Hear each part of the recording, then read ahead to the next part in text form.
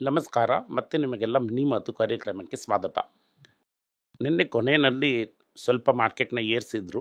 ಇವತ್ತು ಏರಿಸ್ತಾರಾ ಅಂತ ಅನ್ನೋದು ಗೊತ್ತಿಲ್ಲ. ಈಗ ನಾನು ಮಾತಾಡ್ತಾ ಇರೋಂಥ ಸಮಯದಲ್ಲಿ ನಿಯರ್ಲಿ 50 ಪಾಯಿಂಟ್ ಡೌನಲ್ಲಿದೆ. ಇವತ್ತು ಬ್ಯಾಂಕ್ ನಿಫ್ಟಿ ಕೂಡ 200 ಪಾಯಿಂಟ್‌ಗಿಂತ ಮೇಲೇನೆ ಡೌನ್ ಆಗಿದೆ. ಆ್ಯಂಡ್ ಐಟಿ ಕೂಡ ಕೆಳಗಡೆ ಇದೆ. ಹೇಗಾದ್ರೂ ಮಾರ್ಕೆಟ್‌ನ ಎತ್ತಿ ನಿಲ್ಲಿಸ್ಬೇಕು ಅಂತ ನೋಡ್ತಾ ಇದ್ದಾರೆ. ಅದನ್ನ ಸಕ್ಸಸ್‌ಫುಲ್ ಆಗಿ ಮಾಡ್ತಾರಾ ಇಲ್ವಾ ಅಂತ ಅನ್ನೋದು ನಮಗೆ ಗೊತ್ತಿಲ್ಲ. ಬಟ್ ಮಾರ್ಕೆಟಲ್ಲಿ ಈಗ ಏನೂ ಇಲ್ಲ. ನಾವು ಪಟಾಕಿ ಲಿಸ್ಟಲ್ಲಿ ಒಂದೊಂದಾಗಿ ಎರಡೆರಡಾಗಿ ಕನ್ಸಿಡರ್ ಮಾಡಬೇಕು ಅಂತಂದರೆ ಮಾಡಿ. ಇವತ್ತು ನಮ್ಮ ಪಟಾಕಿ ಲಿಸ್ಟಿಂದ ಒಂದು ಕಂಪನಿಯ ರಿಸಲ್ಟ್ ಬಂದಿದೆ. ಅದ್ರ ಬಗ್ಗೆ ಮಾತಾಡೋಣ. ITC ಹೋಟೆಲ್ಸ್ನ ಫಸ್ಟ್ ಕ್ವಾರ್ಟರ್ ರಿಸಲ್ಟ್ಸ್ ಬಂದಿದೆ. ಅದನ್ನು ಎರಡು ವಿಧವಾಗಿ ನೀವು ನೋಡ್ಬೋದು. ಹೋದ ವರ್ಷದ ಫಸ್ಟ್ ಕ್ವಾರ್ಟರ್ಗೂ ಈ ವರ್ಷದ ಫಸ್ಟ್ ಕ್ವಾರ್ಟರ್ಗೂ ನೀವು ಕಂಪೇರ್ ಮಾಡಿದ್ರಿ ಅಂತಂದ್ರೆ ಪ್ರಾಫಿಟ್ಸು ಭಯಂಕರವಾಗಿ ಏರಿದೆ. ಡೇನಲ್ಲಿ ನಿನ್ನೆ 237 ರೂಪಾಯಿವರೆಗೂ ಸ್ಟಾಕ್ ಏರಿತ್ತು. ಇದು ನಿನ್ನೆ ಸುದ್ದಿ. ಅದೇ ಥರ ನೀವು ಕ್ವಾರ್ಟರ್ ಆನ್ ಕ್ವಾರ್ಟರ್ ಕಂಪೇರ್ ಮಾಡಿದ್ರಿ ಅಂತಂದರೆ ಪ್ರಾಫಿಟ್ ಡೌನ್ ಆಗಿದೆ. ಇದು ಯಾಕೆ ಅಂತ ನೋಡಿದ್ರಿ ಅಂತಂದರೆ ಈ ಜಾನ್ವರಿ ಅಂತ ಅನ್ನೋದು new year season, holiday season ಎಲ್ಲ ಇದ್ದಿರುತ್ತೆ. ಅದರಿಂದ ಬಿಸ್ನೆಸ್ಸು ಚೆನ್ನಾಗಿಟ್ಟಿರುತ್ತೆ. ಏಪ್ರಿಲ್, ಮೇ, ಜೂನ್ ಅನ್ನೋದು ನಾರ್ಮಲಿ ಪ್ಲಸ್ ಸೀಸನ್ನಲ್ಲಿ ಈ ಹೋಟೆಲ್ಸು ಇದೆಲ್ಲ. ಇನ್ನೊಂದು ಪ್ರಾಬ್ಲಮ್ ಏನು ಅಂತಂದರೆ ಇವ್ರ ಹತ್ರ ರೆಸಾರ್ಟ್ಗಳು ಕಡಿಮೆ. ತಾಜ್ ಥರ ರೆಸಾರ್ಟ್ ಇಲ್ಲ. ಸಮ್ಮರ್ ಹಾಲಿಡೇಸ್ನ ಇವರಿಂದ ಕಂಪ್ಲೀಟಾಗಿ ಎಕ್ಸ್ಪ್ಲೇನ್ ಮಾಡೋಕ್ಕಾಗುತ್ತಾ ಅಂತ ಕೇಳಿದ್ರೆ ಆಗಲ್ಲ. All said and done results ಚೆನ್ನಾಗೇ ಇದೆ. ಆ್ಯಪಲ್ ಆ್ಯಂಡ್ ಆ್ಯಪಲ್ನ ಕಂಪೇರ್ ಮಾಡಬೇಕು, ಆರೆಂಜ್ ಆ್ಯಂಡ್ ಆರೆಂಜ್ನೇ ಕಂಪೇರ್ ಮಾಡಬೇಕು. ಹೋದ ವರ್ಷ ಫಸ್ಟ್ ಕ್ವಾರ್ಟರು ಈ ವರ್ಷ ಫಸ್ಟ್ ಕ್ವಾರ್ಟರ್ನು ಕಂಪೇರ್ ಮಾಡಿದ್ರಿ ಅಂದರೆ ರಿಸಲ್ಟ್ ಚೆನ್ನಾಗಿರುತ್ತೆ. ರಿಯಲ್ ಎಸ್ಟೇಟು ಪ್ರಾಜೆಕ್ಟು ರಿಟರ್ನ್ಸ್ನ ಬುಕ್ ಮಾಡಿಲ್ಲ. ಶ್ರೀಲಂಕಾದಲ್ಲಿ ರೆಸಿಡೆನ್ಸ್ನ ಕಟ್ತಾ ಇದ್ದಾರೆ. ಫುಲ್ಲಾಗಿ ಪ್ರಾಡಕ್ಟ್ನ ಮುಗಿಸಿ ಮಾಲಿ ಆದಮೇಲೆ ರೆವೆನ್ಯೂನ ರೇಸ್ ಮಾಡಿದ್ರೆ ಸಾಕು ಅಂತ ಡಿಸೈಡ್ ಮಾಡಿದ್ದಾರೆ. ಸೊ ಓವರ್ ಆಲ್ ಆಗಿ ಕಂಪನಿ ಚೆನ್ನಾಗಿದೆ, ಓಡ್ತಾ ಇದೆ.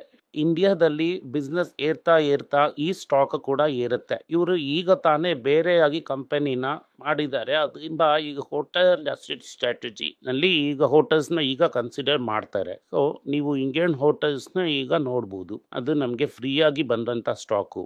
ನೀವು 200 ಸ್ಟಾಕ್ ITC ಇಟ್ಕೊಂಡಿದ್ರಿ ಅಂತಂದ್ರೆ ನಿಮಗೆ 20 ಸ್ಟಾಕು ಸಿಕ್ಕಿರತ್ತೆ. 1000 ಸ್ಟಾಕ್ ITC ಅಂತಂದರೆ ನಿಮಗೆ 100 ಸ್ಟಾಕ್ ಸಿಕ್ಕಿರತ್ತೆ. ಈ ಸ್ಟಾಕ್ನ ನೀವು ಭದ್ರವಾಗಿ ಇಟ್ಕೊಳ್ಳಿ. ಇದು ನಮಗೆ ಫ್ರೀಯಾಗಿ ಸಿಕ್ಕಿರೋದು. 270 ಕೆಳಗಡೆ ಹೋದರೆ ಆ್ಯಡ್ ಮಾಡ್ಕೋಬೋದು. ಮುಂದೆ ಭವಿಷ್ಯದಲ್ಲಿ ಇದು ಡಿವಿಡೆಂಡ್ ಕೂಡ ಕೊಡುತ್ತೆ. ಅದರಿಂದ ಇದನ್ನು ನೆಗೆಟಿವ್ ಆಗಿ ಕನ್ಸಿಡರ್ ಮಾಡೋದು ಬೇಡ, ಪಾಸಿಟಿವ್ ಆಗಿ ಕನ್ಸಿಡರ್ ಮಾಡೋದಕ್ಕೆ ನಮಗೆ ಸಮಯ ಇಲ್ಲ. ಅದರಿಂದ ITC ಹೋಟೆಲ್ಸ್ನಲ್ಲಿ ನಮಗೆ ಒಂದು ಒಳ್ಳೆಯ ಭವಿಷ್ಯ ಇದೆ ಅನ್ನೋದನ್ನು ನಾವು ಡಿಸೈಡ್ ಮಾಡ್ಬೋದು. ಟೆಕ್ ಮಹೀಂದ್ರ ರೆವೆನ್ಯೂ 2.7% ಅಷ್ಟೇ ಏರಿದೆ. ಪ್ರಾಫಿಟ್ನ ಹೇಗೆ ಏರಿಸಿದ್ರು ಅಂತಂದರೆ ಕೆಲಸದವ್ರನ್ನ ಟಾಟಾ ಮಾಡಿ ಕಳಿಸಿದ್ದಾರೆ. ನೆಟ್ಟು ಹೋದ ವರ್ಷಕ್ಕೂ ಈ ವರ್ಷದ ನಂಬರ್ ಆಫ್ ಕ್ವಾರ್ಟರ್ಸ್ಗೂ ಜನ ಕಡಿಮೆ ಆಗಿದ್ದಾರೆ. ಅದಕ್ಕೆ ಹೋದ ವರ್ಷ 10,000 ಜನ ಕೆಲಸ ಮಾಡಿದ್ರು ಅಂತಂದರೆ ಈ ವರ್ಷ 9,500 ಜನ ಕೆಲಸ ಮಾಡ್ತಾ ಇದ್ದಾರೆ. ಇದರಲ್ಲಿ 1,000 ಜನಕ್ಕಿಂತ ಮೇಲೆ ಕೆಲಸಕ್ಕೂ ತಗೊಂಡಿದ್ದಾರೆ. ಹಂಗಂದ್ರೆ ಬೇಸಿಕ್ಲಿ ಏನು ಸ್ಟ್ರಾಟಜಿ ಮಾಡಿದ್ದಾರೆ ಅಂತಂದ್ರೆ ಕಾಸ್ಟ್ನ ಟೈಟ್ ಮಾಡಿದ್ದಾರೆ, ಖರ್ಚೇ ಮಾಡಿಲ್ಲ. ಎಕ್ಸ್ಪೀರಿಯನ್ಸ್ಡ್ ಆಗಿರುವಂಥ ವ್ಯಕ್ತಿಗಳೆಲ್ಲ ರಿಸೈನ್ ಮಾಡಿದ್ರು ಅಂತಂದ್ರೆ ಫ್ರೆಷರ್ಸ್ನ ತಗೊಂಡು ರೀಪ್ಲೇಸ್ ಮಾಡಿದ್ದಾರೆ. ಈ ಜಿಮ್ನಾಸ್ಟಿಕ್ಸ್ ಎಲ್ಲ ಮಾಡಿ ಪ್ರಾಫಿಟ್ಸ್ನ ಜಾಸ್ತಿ ತೋರಿಸಿದ್ದಾರೆ. ಮಾರ್ಕೆಟು ಫಾರ್ ಅ ಚೇಂಜ್ ಈ ಜಿಮ್ನಾಸ್ಟಿಕ್ಸ್ನ ನೋಡಿ ಇವತ್ತು 2% ಹೊಡೆದಿದ್ದಾರೆ. ಮುಂದಿನ ವರ್ಷ ರಿಸಲ್ಟ್ ಬಗ್ಗೆ ದೊಡ್ಡದಾಗೇನು ಮಾತಾಡಿಲ್ಲ. ಫೋರ್ಸ್ ಮಾಡಿ ಮಾತಾಡ್ಸೋವಾಗ Q2 ಚೆನ್ನಾಗಿರುತ್ತೆ, ಆಮೇಲೆ ಸೆಕೆಂಡ್ ಹಾಫು ಎಕ್ಸಲೆಂಟ್ ಆಗಿರುತ್ತೆ. ಬಟ್ ನಾವು ಫೋಕಸ್ ಮಾಡೋದು 27ನೇ ಅಂತ ಮೋಹಿತ್ ಜೋಶಿಗೆ ಹೇಳಿದ್ದಾರೆ. ಅಮೆರಿಕಾ ಬಿಸ್ನೆಸ್ಸು ಒಂದು 5% ರೆವೆನ್ಯೂ ಕಡಿಮೆ ಆಗಿದೆ. ನಾರ್ಮಲ್ ಆಗಿ ಎಲ್ಲ IT ಕಂಪ್ನಿನೂ ಡಿವಿಡೆಂಡ್ ಕೊಡ್ತಾರೆ. ಹೋದ ಕ್ವಾರ್ಟರ್ನಲ್ಲೇ ಎಲ್ಲ ಡಿವಿಡೆಂಟ್ನು ತಗೊಂಡಿದ್ರಿಂದ ಈ ಕ್ವಾರ್ಟರಲ್ಲಿ ಡಿವಿಡೆಂಟ್ ಇಲ್ಲ ಅಂತ ಹೇಳಿದ್ದಾರೆ. ಒಂದು IT ಕಂಪನಿನಲ್ಲಿ ಕ್ವಾರ್ಟರ್ಲಿ ಡಿವಿಡೆಂಟ್ ಕೊಡೋದು ಸಹಜ. ಆ ಡಿವಿಡೆಂಟ್ನ ಕೂಡ ಕೊಡೋದಕ್ಕಾಗಿಲ್ಲ ಈ ಕಂಪನಿನಲ್ಲಿ ಈ ಕ್ವಾರ್ಟರಲ್ಲಿ. ಇದರಿಂದಾನೇ ಫೈನಾನ್ಸಸ್ ಹೇಗಿದೆ ಅನ್ನೋದನ್ನ ನೀವೇ ಅರ್ಥ ಮಾಡ್ಕೋಬೇಕು. ಇದು ಟೆಕ್ ಮಹೀಂದ್ರ ವಜ್ರದ ಸೂಜಿ, ತುಂಬಾ ಕಾಸ್ಟ್ಲಿ, ಹತ್ರಕ್ಕೆ ಹೋಗಬೇಡಿ ಅಂತ ಹೇಳೋದು ನನ್ನ ಒಂದು ಅಭಿಪ್ರಾಯ.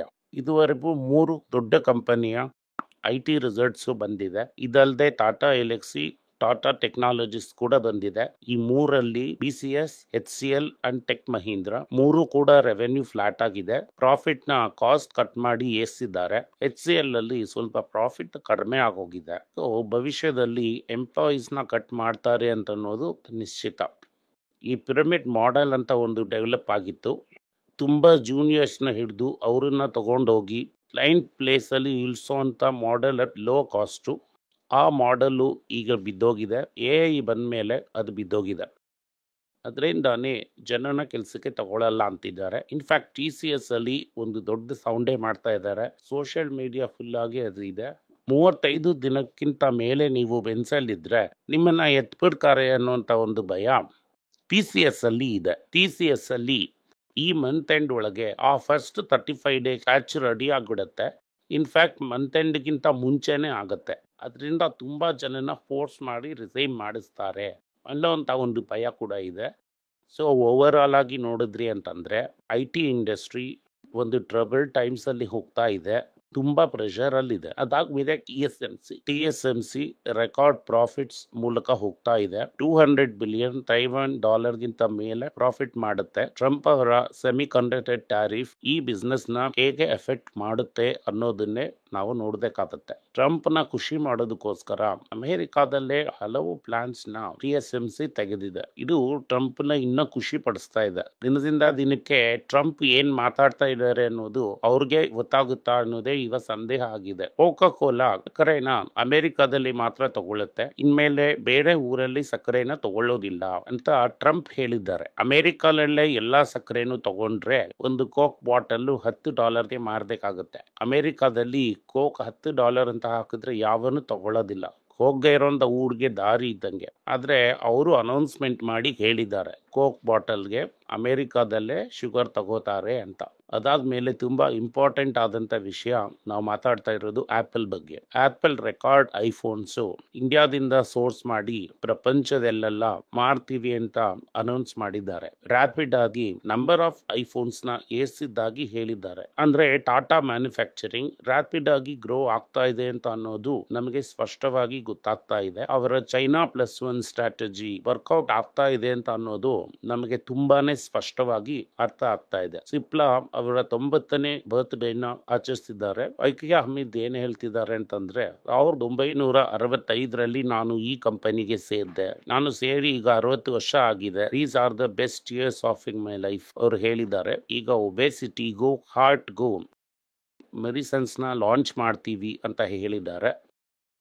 ಯಾವಾಗಲೂ Cipla medicines affordable and common, ಅದರಿಂದ ಅಫೋರ್ಡ್ ಮಾಡುವಂಥದ್ದನ್ನೇ ಸಿಪ್ಲಾ ಮಾಡುತ್ತೆ ಅನ್ನೋದನ್ನ ಅವರು ಹೇಳಿದ್ದಾರೆ. ಟೆಸ್ಲಾ ಅವರ ಮೊದಲನೇ ಗಾಡಿನ 65 ಲಕ್ಷ ರೂಪಾಯಿಗೆ ಲಾಂಚ್ ಮಾಡಿದ್ದಾರೆ.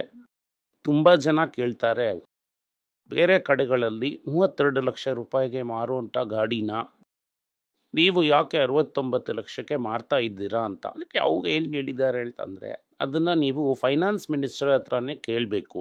ಇಂಡಿಯಾ ಫುಲ್ಲಾಗಿ ವಿನ್ಸ್ ಹೋಗ್ತಾ ಇದೆ.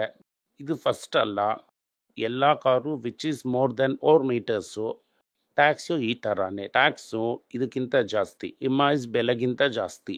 ಇದೇನೇ ಇಂಡಿಯಾ ರಿಯಾಲಿಟಿ, ಇದೇನೇ ಟೆಸ್ಲಾ. ಗೋದ್ರೇಜ್ ಕನ್ಸ್ಯೂಮರ್ ಏನು ಹೇಳ್ತಿದ್ದಾರೆ ಅಂತಂದರೆ ನಾವು 3 ದೊಡ್ಡ ಗಾವರಿಗಳಲ್ಲಿ ಕಾನ್ಸಂಟ್ರೇಟ್ ಮಾಡ್ತೀವಿ, ವಾಲ್ಯೂಮ್ಸ್ನ ಪುಷ್ ಮಾಡ್ತೀವಿ. ಸೆಕ್ಷುವಲ್ ವೆಲ್ನೆಸ್, ಹೇರ್ ಕೇರ್, ಆಮೇಲೆ ಸ್ಕಿನ್ ವಾಶ್ ಆ್ಯಂಡ್ ಇನ್ಸೆಕ್ಟಿಸೈಡ್ಸ್, ಈ 3 ವಿಷಯಗಳಲ್ಲಿ ಕಾನ್ಸಂಟ್ರೇಟ್ ಮಾಡಿ ನಮ್ಮ ವಾಲ್ಯೂಮ್ನ ಭಯಂಕರವಾಗಿ ಏರಿಸ್ತೀವಿ ಅಂತ ಹೇಳಿದ್ದಾರೆ. ಆಲ್ರೆಡಿ P/E ರೇಷಿಯೋ ತುಂಬ ಜಾಸ್ತಿ ಆಗಿ ಹೈ ಗ್ರೋತ್ನ ಆಲ್ರೆಡಿ ಡಿಸ್ಕೌಂಟ್ ಮಾಡಿದ್ದಾರೆ.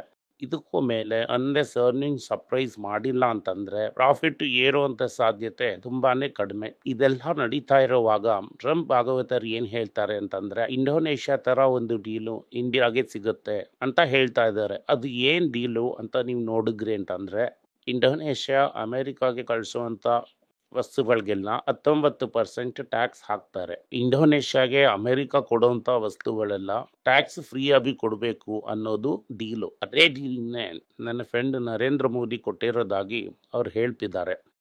ಯಾಕೆಂತಂದ್ರೆ ಇದು ಸಿಮಿಲರ್ ಹೇಳ್ತಾ ಇದ್ದಾರೆ. ಸೊ ಆ ಡೀಲು ಸೈನ್ ಆಯ್ತು ಅಂತಂದ್ರೆ ಟ್ರಂಪ್ ಹೇಳ್ತಾ ಇರೋದು ಸತ್ಯ ಆಗಿದ್ರೆ ಇಲ್ಲಿಂದ ಅಮೆರಿಕಾಗೆ ಹೋಗುವಂಥ ಗೂಡ್ಸ್ಗೆಲ್ಲ ಟ್ಯಾಕ್ಸ್ ಇರುತ್ತೆ, ಆದರೆ ಅಮೆರಿಕಾದಿಂದ ಇಲ್ಲಿಗೆ ಬರೋವಂಥ ಗೂಡ್ಸ್ಗೆಲ್ಲ ಟ್ಯಾಕ್ಸ್ ಇರಲ್ಲ ಅಂತ. ಆಗ ಅಮೆರಿಕಾದಿಂದ ನಾವು ತಗೊಳ್ಳೋಂಥ ವಸ್ತುಗಳು ಏರುತ್ತೆ, ಅವರು ನಮ್ಮಿಂದ ತಗೊಳ್ಳೋಂಥ ವಸ್ತು ಕಡಿಮೆ ಆಗುತ್ತೆ. ಈ ಟ್ರಂಪ್ ಹೇಳಿರೋಂಥದ್ದು ಸತ್ಯ ಆಗಿದ್ರೆ ಇಂಡಿಯಾಗೆ ಇದು ಒಂದು ದೊಡ್ಡ ಸೆಟ್ ಬ್ಯಾಕ್ ಆಗಿ ನಾವು ನೋಡ್ಬೋದು. ಇನ್ನೊಂದು ನ್ಯೂಸ್, ನಾನು ಪಬ್ಲಿಕ್ ಸೆಕ್ಟರ್ ಬ್ಯಾಂಕ್ಸ್ ಬಗ್ಗೆ ನೋಡಿದೆ. ಡೆಪಾಸಿಟ್ ಈಲ್ಡ್ ಬಿದ್ದಿದೆ ಅಂತ ಹೇಳ್ತಾ ಇದ್ದಾರೆ. ಹಂಗಂತಂದ್ರೆ ಯಾರು ದುಡ್ಡನ್ನು ತಗೊಂಡು ಹೋಗಿ ಪಬ್ಲಿಕ್ ಸೆಕ್ಟರ್ ಬ್ಯಾಂಕಿಗೆ ಹಾಕಿಲ್ಲ.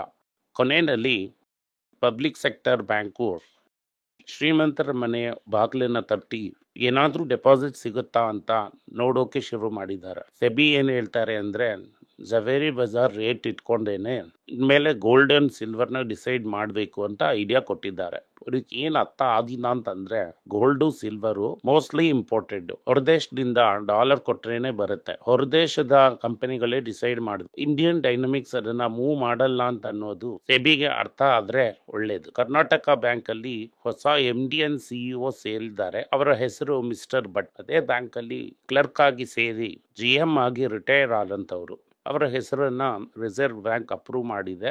ಅವರೇನೇ MD&M ಚೇರ್ಮನ್ ಆಗಿರ್ತಾರೆ. ಅವ್ರೇನು ಹೇಳ್ತಾರೆ, ಇನ್ಮೇಲೆ ನಾವು ದೊಡ್ಡದಾಗಿ ಗ್ರೋ ಆಗಬೇಕು. ಆದರೆ ನಮಗೆ ಏನು ಪಾಸಿಟಿವ್ ಅಂತಂದರೆ, ರೆಗ್ಯುಲರ್ ಆಗಿ ಇನ್ಕಮ್ ಗ್ರೋ ಆಗ್ತಾನೆ ಇದೆ. ನಾವು ರೆಗ್ಯುಲರ್ ಆಗಿ ಡಿವಿಡೆಂಡ್ ಕೊಡ್ತಾ ಇರೋದು ನಮಗೆ ಹೆಮ್ಮೆ ಅಂತ ಹೇಳ್ತಾ ಇದ್ದಾರೆ. ಈ ಬ್ಯಾಂಕಲ್ಲಿ ನಾನು ಕ್ಲರ್ಕ್ ಆಗಿದ್ದು, ಅದೇ ಬ್ಯಾಂಕಲ್ಲಿ ಈಗ MD&M CEO ಆಗೋದು ನನಗೆ ತುಂಬ ಹೆಮ್ಮೆ ತಂದಿದೆ ಅಂತ ಹೇಳ್ತಾ ಇದ್ದಾರೆ. ಅದರಿಂದ ಈಗ ಸೈಲೆಂಟ್ ಪೀರಿಯಡಲ್ಲಿ ಇರೋದ್ರಿಂದ ನಾನು ರಿಸಲ್ಟ್ಸ್ ಬಗ್ಗೆ ಕಮೆಂಟ್ ಮಾಡೋದಕ್ಕೆ ಆಗ್ತಿಲ್ಲ. ಈ ಕ್ವಾರ್ಟರ್ ರಿಸಲ್ಟ್ಸು, ಈ ವರ್ಷ ಬರೋಂಥ ರಿಸಲ್ಟ್ಸು ಸೂಪರ್ ಆಗಿರುತ್ತೆ ಅಂತ ಅವರು ಹೇಳಿದ್ದಾರೆ. ಏನು ಸೂಪರ್ ಅನ್ನೋದನ್ನು ಕಾದಿದ್ದು ನೋಡೋಣ. ಇವತ್ತು ಇದೇನೇ ಸುದ್ದಿ. ಈ ವಿಡಿಯೋ ನಿಮಗೆ ಇಷ್ಟ ಆಗಿದ್ದರೆ ವಿಡಿಯೋನ ಲೈಕ್ ಮಾಡಿ, ನಮ್ಮ ಚಾನಲ್ನ ಸಬ್ಸ್ಕ್ರೈಬ್ ಮಾಡಿ, ಬೆಲ್ ನೋಟಿಫಿಕೇಶನ್ ತಟ್ಟಿ. ಈ ವಿಡಿಯೋನ ಸಾಧ್ಯ ಆದರೆ ನಿಮ್ಮ ಫ್ರೆಂಡ್ಸ್ಗೂ ಫ್ಯಾಮಿಲಿಗೂ ಕಳಿಸಿ, ಅವರನ್ನು ನೋಡೋದಕ್ಕೆ ಹೇಳಿ. ಧನ್ಯವಾದಗಳು.